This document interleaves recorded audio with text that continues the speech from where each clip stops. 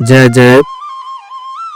श्रीमद् भगवत गीता के प्रथम अध्याय के 10वें श्लोक में पूर्व में जो आप सभी ने श्रवण किया कि कैसे दुर्योधन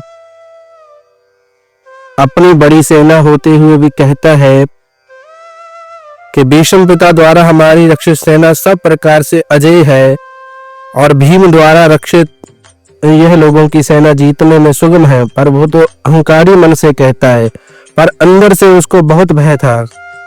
कारण क्या था? एक तो उसकी सेना में मतभेद था, इतनी एकता और निर्भयता और संकोचता नहीं थी, और दूसरा ये था कि जो दुर्योधन के सेनापति थे भीष्म पितामह, वो उभय पक्षपाती थे। वो कौरवों और दोनों का पक्ष रखने वाले थे और वो कृष्ण के बड़े भक्त थे और हृदय में युधिष्ठिर का बड़ा मान सम्मान था और अर्जुन पर भी उनका बड़ा स्नेह था। इसलिए उसको डर था कि हमारे पक्ष में होते हुए भी भीतर से पांडवों का वो भला ही चाहते हैं। वह भीष्म हमारी सेना के मुख्य सेनापति भी है। ऐसी दशा में हमारी सेना पांडवों के मुकाबले में कैसे समर्थ हो सकती है? तो इसलिए उसने भीष्म पिता को खुश करने के लिए अपनी सेना के सभी महारथियों से कहा। वो कहता है श्रीमद् भगवत गीता के 11वें श्लोक में हम सभी श्रवण करते हैं। अयनेषु च सर्वेषु यथा भागमवस्थिताः भीष्ममेवाभिरक्षन्तु भवन्तः सर्व एव हि।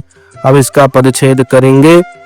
अयनेषु च सर्वेषु यथा भागम अव्यवस्थाः भीष्मम् एव अभिरक्षन्तु भवन्तः सर्व एव हि।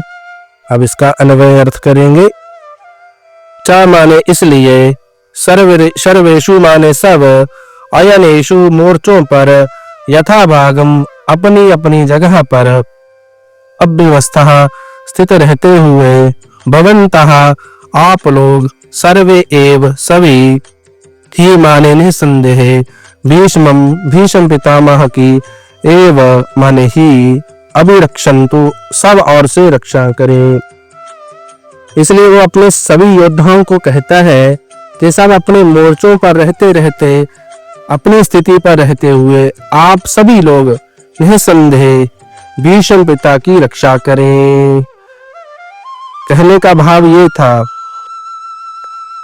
क्योंकि वो भीतर से भीष्म जी को अपने पक्ष में लाना चाहता था, और इसका दूसरा भाव कहने का ये भी था क्योंकि भीष्म जी युद्ध भी तब करें तब किसी भी व्यूह द्वार से शिखंडी उनके सामने ना जाए। इसका आप लोग ख्याल रखें। अगर शिखंडी उनके सामने आ जाएगा तो भीष्म जी उस पर शास्त्रार्थ नहीं करेंगे। कारण ये है कि शिखंडी पिछले जन्म में स्त्री था और इस जन्म में भी पहले स्त्री था, पीछे पुरुष बना है। इसलिए भीष्म जी इसको स्त्री ही समझते हैं और इन्होंने शिखंडी से युद्ध ना करने की प्रतिज्ञा कर रखी है। यह शिखंडी शंकर के वरदान से भीष्म जी को मारने के लिए ही पैदा हुआ है। अतः जब शिखंडी से भीष्म जी की रक्षा हो जाएगी तो फिर वे सबको मार देंगे, जिससे निश्चित ही हमारी विजय होगी। इस बात को लेकर दुर्योधन सभी महारथियों से भीष्म जी की रक्षा करने के लिए कह रहा है। हरिओम हरिओम हरिओम। और इसके आगे की चर्चा हम अगले श्लोक में करेंगे। हरिओम हरिओम हरिओम।